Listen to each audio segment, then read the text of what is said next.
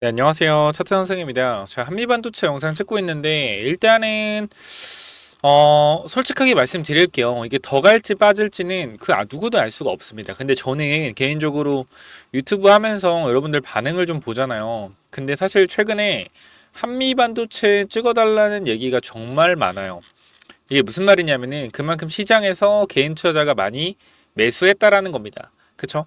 저는 개인적으로 여러분께 묻고 싶어요. 왜 똑같은 종목들인데 이때 한미반도체 이때도 막 사람 좋다 했잖아요. 5만 원대. 그쵸? 이때도 안 샀고요, 여러분들. 저도 많이 올라갔기 때문에 안 샀습니다. 당연히. 이때도 마찬가지. 올라갔을 때 좋다 좋다 해서 정고점 좋고 올라갔을 때 이때도 안 샀단 말이죠. 그죠? 지금도 물론 다시 한번 주가가 여기서부터 올라온 것처럼 올라갈 수가 있습니다. 근데 우리가 현실적으로 바라보면 시가총액 17조죠. 그죠? LG전자보다 시가총액이 높아졌습니다. 한미반도체가. 그쵸? 그러니까 나쁘다는 게 아니라 우리가 지금 구간은 조심을 좀 해야 되지 않을까? 생각이 드는 겁니다. LG전자 시가총액 16조입니다. 한미반도체가 지금 17조죠. 그래서 17조 5천억. 이게 과연 맞나? 라는 생각을 한번 해보게 되긴 해요. 사실 한미전체가 LG전자를 뛰어넘을 최고의 회사가 될 것이다. 라고 또 얘기를 하시는 분들이 많은데 그럴 수도 있겠죠. 근데 우리가 주식이라는 게 사실 제가 여러분께 누누이 말씀드리지만 이렇게 올라가는 건요 정상적으로 올라가는 게 아니에요.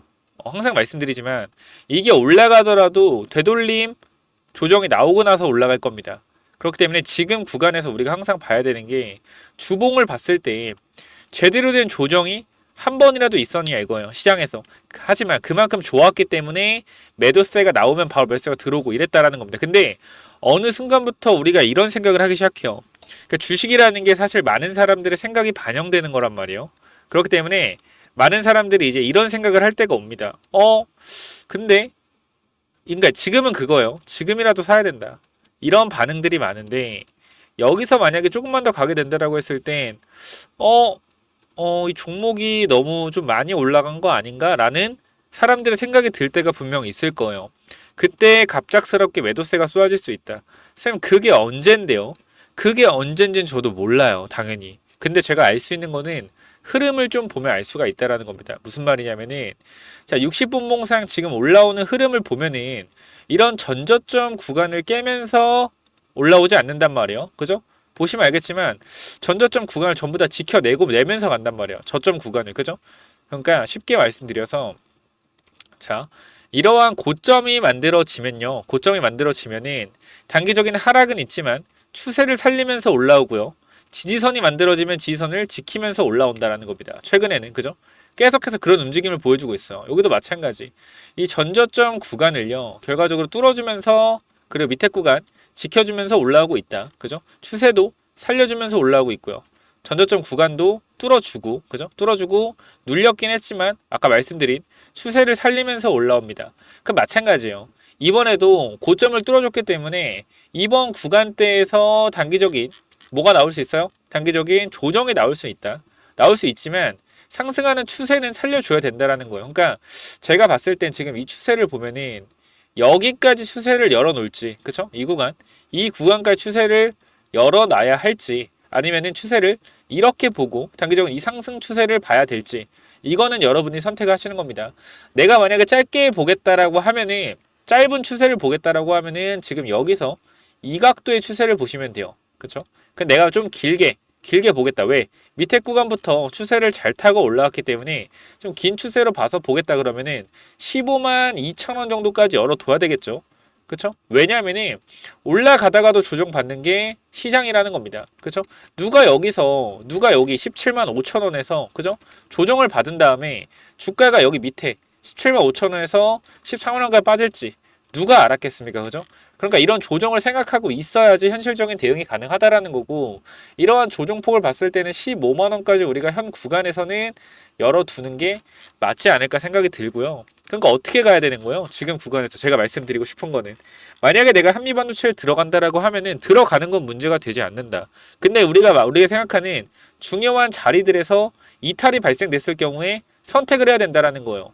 그대로 중요한 자리가 이탈했는데 여기서 그냥 끝까지 들고 가겠다라고 하는 거는 무리수가 있다. 현재 자리에서. 제가 에코프로 때도 누누이 말씀드렸지만, 그쵸? 누누이 말씀드렸지만 제가 조심하라고 했던 구간은 100만 원이 넘어서 110만 원, 120만 원 구간에 조심하라고 말을 했습니다. 여러분들한테. 이제는 좀 조심해야 되는 구간이 아닌가라고 이런 구간에서 말씀을 드렸어요. 근데도 불구하고 주가는 어떻게 됐어요? 주가는 더 올라갔죠. 구간 단위 5대1이니까 이쯤 된 것 같은데, 이쯤. 그죠? 이쯤에서 조심해야 된다 말씀드렸는데 주가는 더 갔습니다. 조심해야 될 것 같다라고 말씀드렸는데도 더 갔죠. 더 가고 여기서 무너졌습니다. 그죠? 무너지고 나서 누가 보더라도 단기적으로 이 구간이 여기까지는 괜찮아요. 근데 여기 61선이 무너졌을 때 추세가 무너진 거란 말이에요. 사실상 단기적인 상승 흐름도 있고요. 그죠? 여기가 무너진 거잖아. 그죠? 여기서 근데 인정을 해야 되는데 인정을 안 하고 다시 갈 거라고 생각을 하면은 크게 물릴 수가 있다라는 거예요. 그래서 여러분들이 지금 한미반도체를 뭐 들어가건 말고 그거는 회사 자체의 성장성이 워낙 좋고 얘네들이 결과적으로 SK 하이닉스의 HBM 관련된 그죠? 이슈로 주가가 올라가고 있지만 요게 자회사 HPSP인가요? 제가 정확하게 이 종목을 잘 몰라서 HPSP 그죠?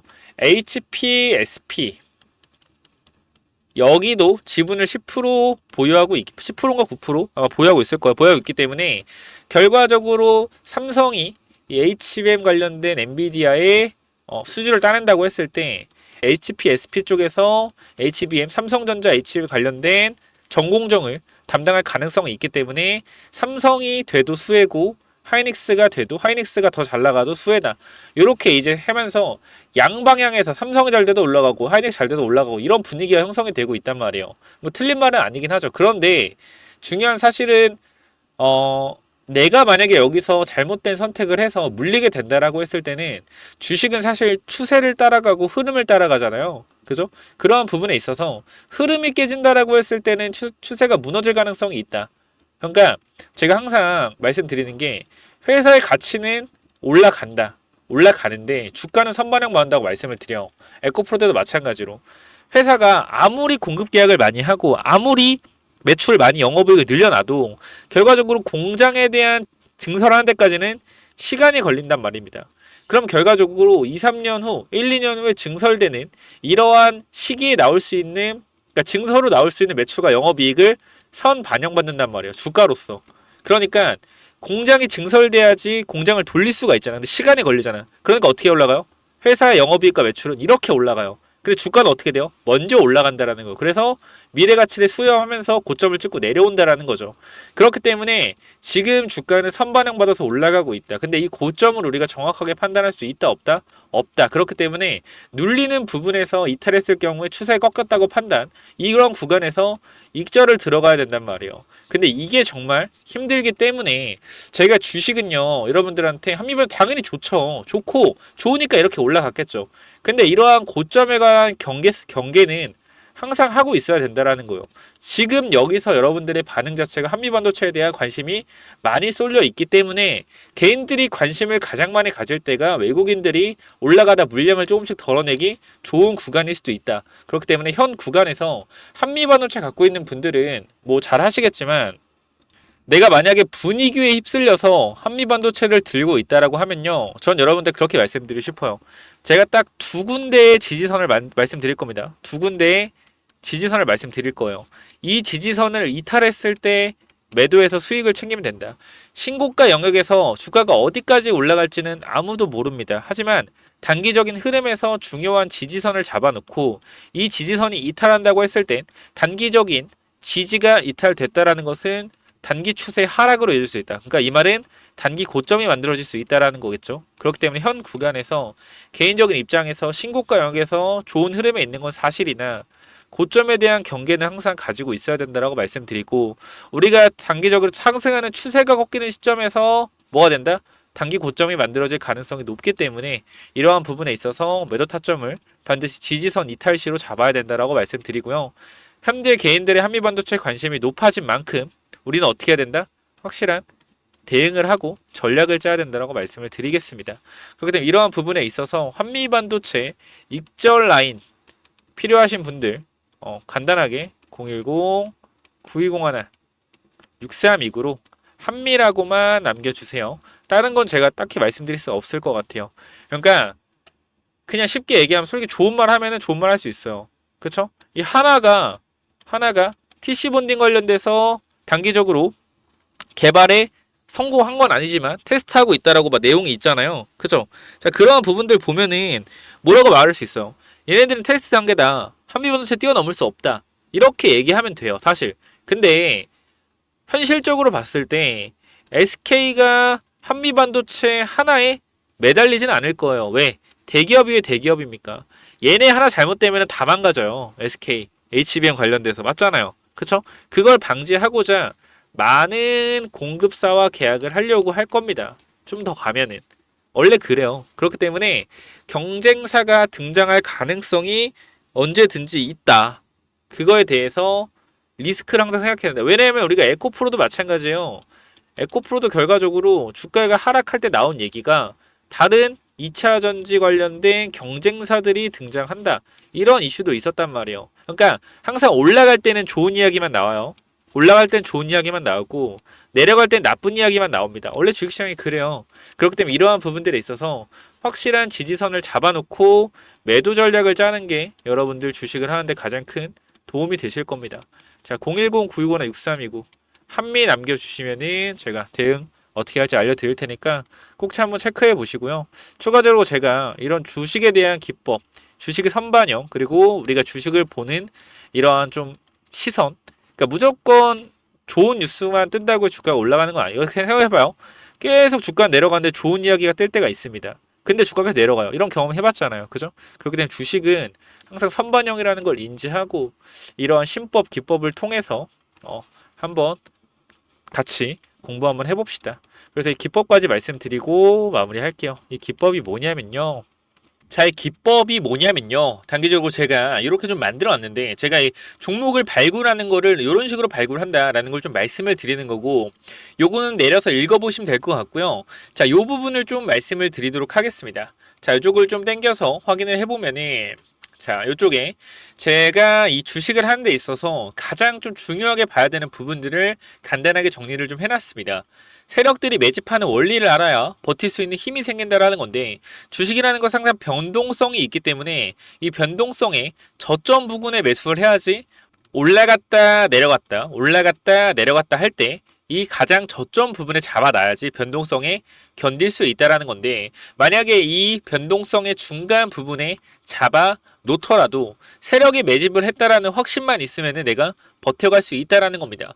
자, 모든 주식에는 세력이 존재하고 그 세력은 개인일 수도 있고 외국인일 수도 있고 기관일 수도 있죠. 결과적으로 물량을 많이 가진 놈들이보다 우리가 말하는 세력이라고 하는 존재들이다. 자, 그리고 주식은요 항상 선반영이다라는 거 우리가 인지를 하셔야 된다.